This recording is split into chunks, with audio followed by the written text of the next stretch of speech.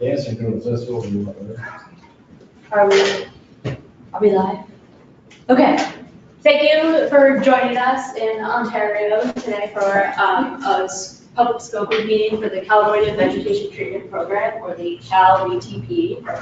I'm Edith Hannigan with the Board of Forestry and Fire Protection, and I'm here with Heather Blair, one of our project manager for this project from Ascent Environmental.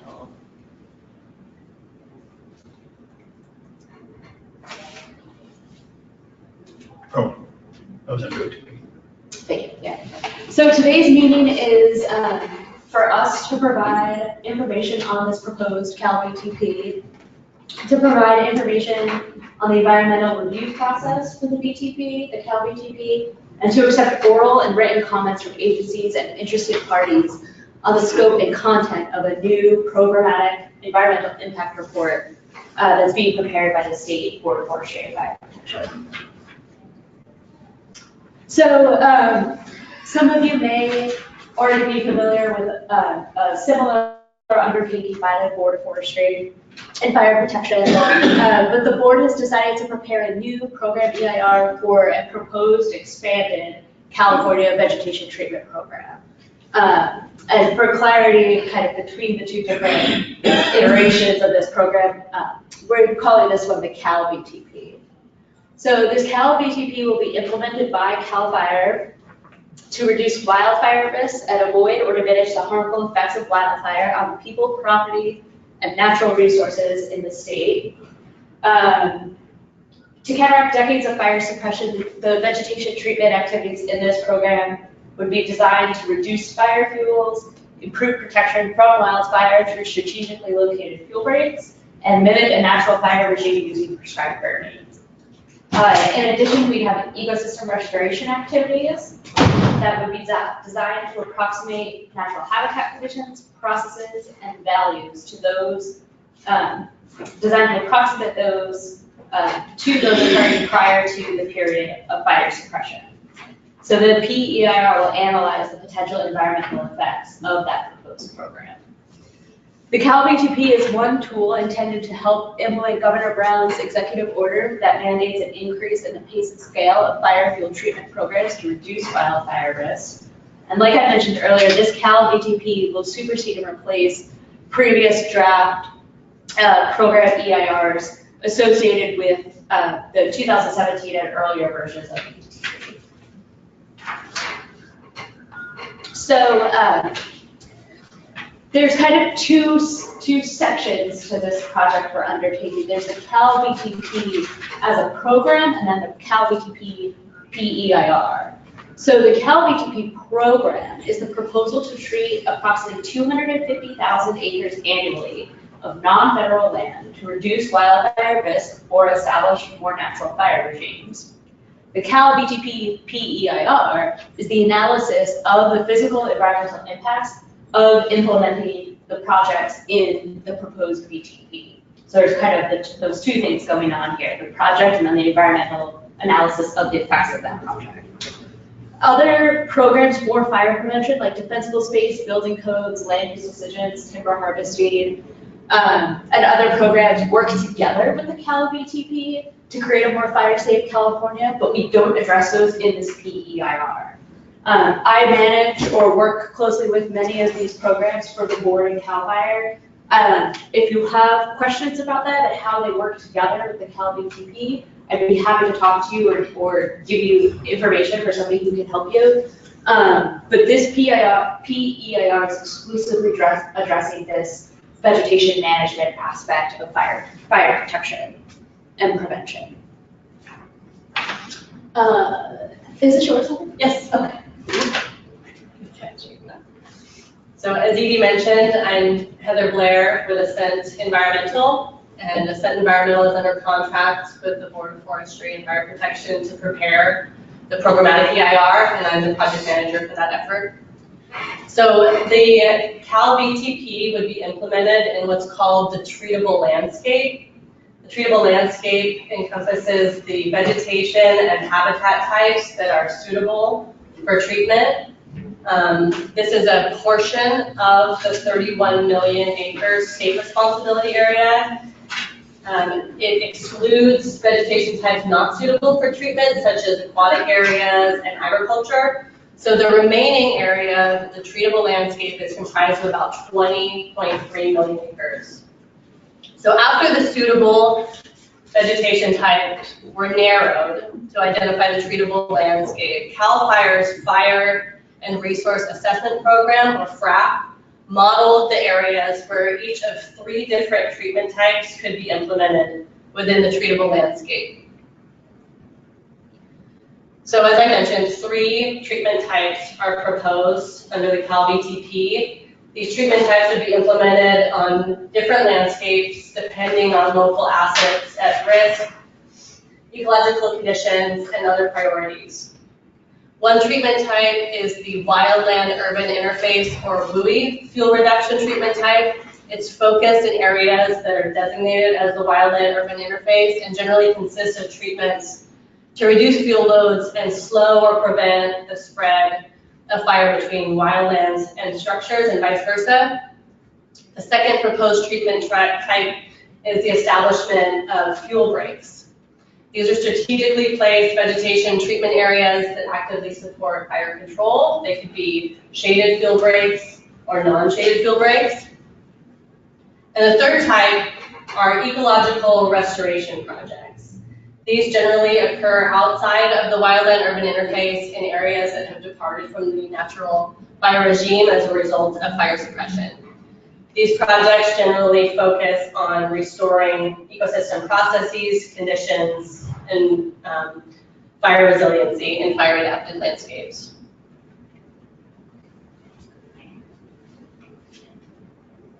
So 5 different proposed treatment activities would be used in various combinations to implement the 3 treatment types that I discussed. These 5 proposed treatment activities include prescribed burning, manual vegetation treatment, which is the use of hand tools and hand power tools to reduce or eliminate vegetation, mechanical vegetation treatments, including the use of masticators or chippers, prescribed herbivory or beneficial grazing or browsing, and it also includes the targeted ground application of herbicides. And the combination of these treatment activities would depend on what the objectives of the treatment type are and also of the target vegetation. So to analyze the environmental effects of the proposed CalVTP, as Edie mentioned, the board is preparing a programmatic EIR. So CEQA allows for the preparation of a program EIR for a series of activities that are related statutorily with generally similar environmental effects and are related to a continuing program. So this programmatic EIR is intended to provide streamlined CEQA review of site-specific later vegetation treatments that are consistent with the impact analysis that's in the program EIR. The streamlined CEQA review approach will document whether and how a specific treatment's environmental effects are covered in the program EIR. This is also called within the scope of the program EIR. And we'll also document which mitigation measures from the EIR are incorporated into the treatment activity. So it is this within the scope finding for these later vegetation treatment activities that are intended to help increase the pace and scale of project approvals and meet the acreage targets that were identified by the governor. However, where subsequent vegetation treatment activities do not qualify for a within the scope finding, or it is determined that they have not been adequately covered in the program EIR, then a site-specific CEQA document in the form of typically a mitigated negative declaration or an EIR will be prepared for that activity. So the programmatic EIR will be what we call a full scope EIR, which will be addressing all of the resource areas that are identified in Appendix G of the CEQA guidelines. They're listed here. You know, we appreciate your involvement in today's meeting to let us know what you think should be analyzed in the programmatic EIR. Topics Identified here, I'll just go through a couple, include aesthetics, air quality, analysis of biological resources, greenhouse gas emissions, public health and safety, hydrology and water quality. We'll also be analyzing transportation and cumulative effects. Here's the schedule for the programmatic EIR. We released the notice of preparation on January 30th. So right now we are within the public review and comment period for the notice of preparation. We have scoping meetings. We had some last week and this week, and we will be rescheduling the one that was canceled in Reading. So stay tuned for more information on that. The NOP, or Notice of Preparation Review period, ends on March 1st.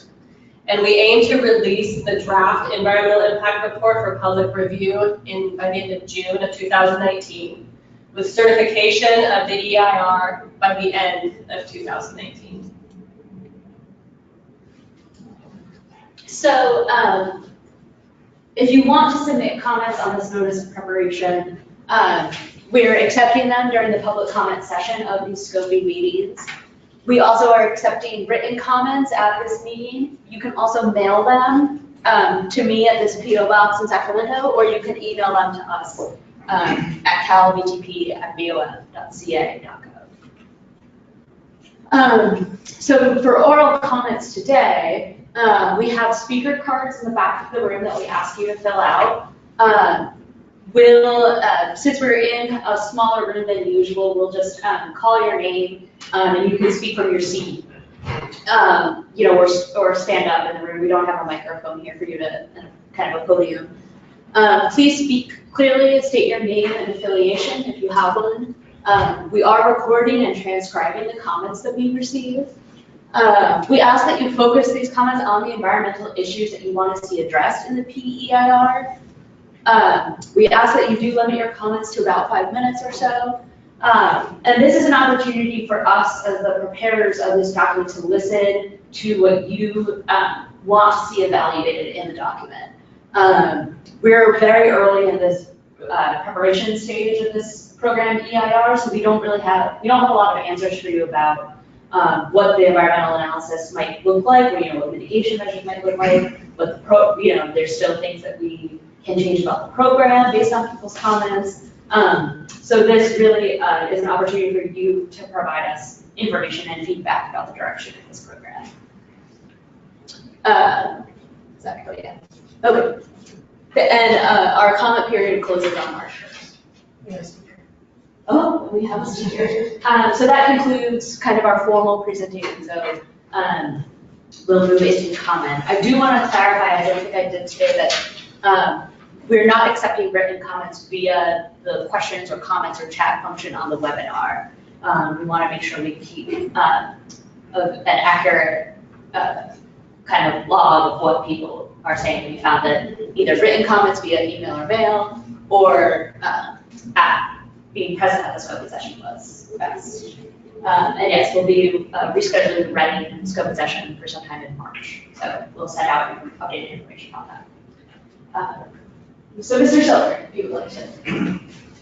Sure, I'll just turn around so Yeah. semi-visible. I'm John Silver, Endangered Habitats League. We're a Southern California regional conservation group. We've commented now on, 2 or 3 iterations of this program. Our comment should be well known to CAL FIRE and Board of Forestry. And I just refer to everybody to those. It's been a lot of time and trouble submitting them, and we hope they don't go to waste. We will submit some written scoping comments. The massive fire tragedies of 27 and 2018 in Sonoma, Paradise, Central Coast, Malibu, and elsewhere should compel the Board of Forestry and CAL FIRE to reassess policies and practices that, at a minimum, and by any objective standard, are not working as intended.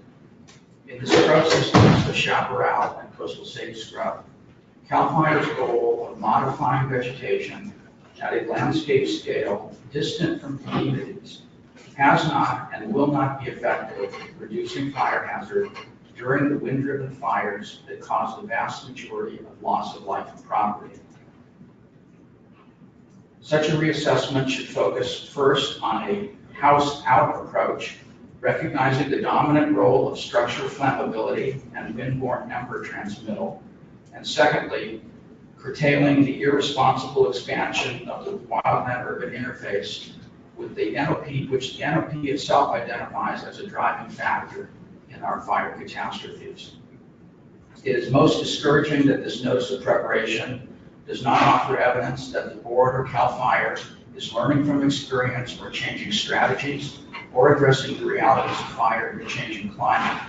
Instead, it appears to double down, triple down, or even quadruple down on failed approaches. It simply promises a huge increase in the scope of vegetation treatments. The primary metric is acres being treated, not fire hazard reduction. This amounts to a government program that defines its own success as the amount of tax dollars it can spend. Frankly, it reminds me of the military-industrial complex. In scrub systems, the VTP promises a false sense of security for communities and an invitation to more tragedy. Once again, and we've done this repeatedly, we offer to work collaboratively on solutions with CAL FIRE and the board. It is extremely disappointing that neither agency has wanted to engage. There are some mitigation measures in the last iteration of the VTP that have some promise. That's where we would propose starting the discussion with what is already in the last iteration. Prior to launching an effort that will likely result in litigation, cost, and delay, we once again ask the board and CAL FIRE to meet with fire ecologists and conservationists to find common ground. Shouldn't public agencies work in good faith with stakeholders and give collaboration a try? Thank you.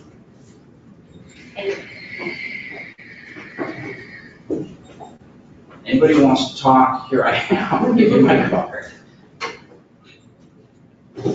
You have the card? Yeah, I do.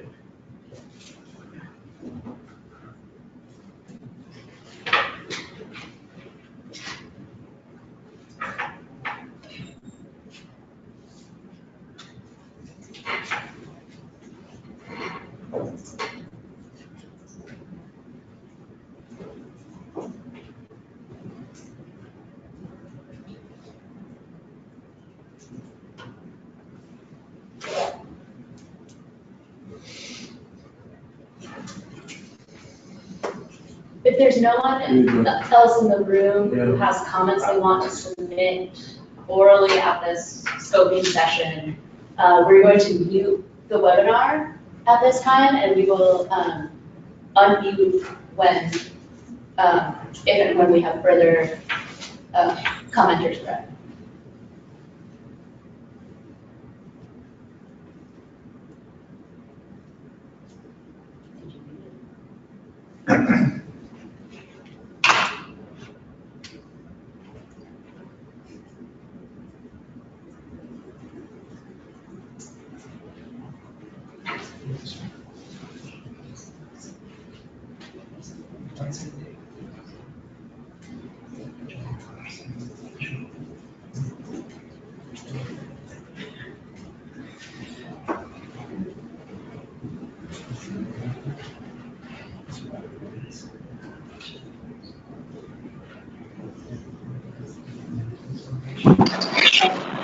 Good.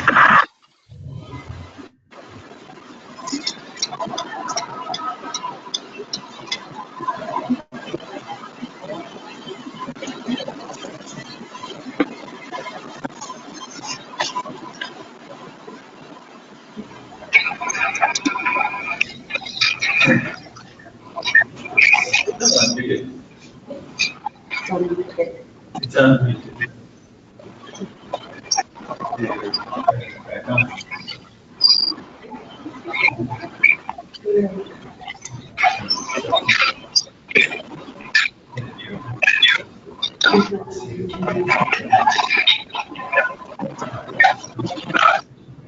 Okay. It's just one of many. Yeah, me too.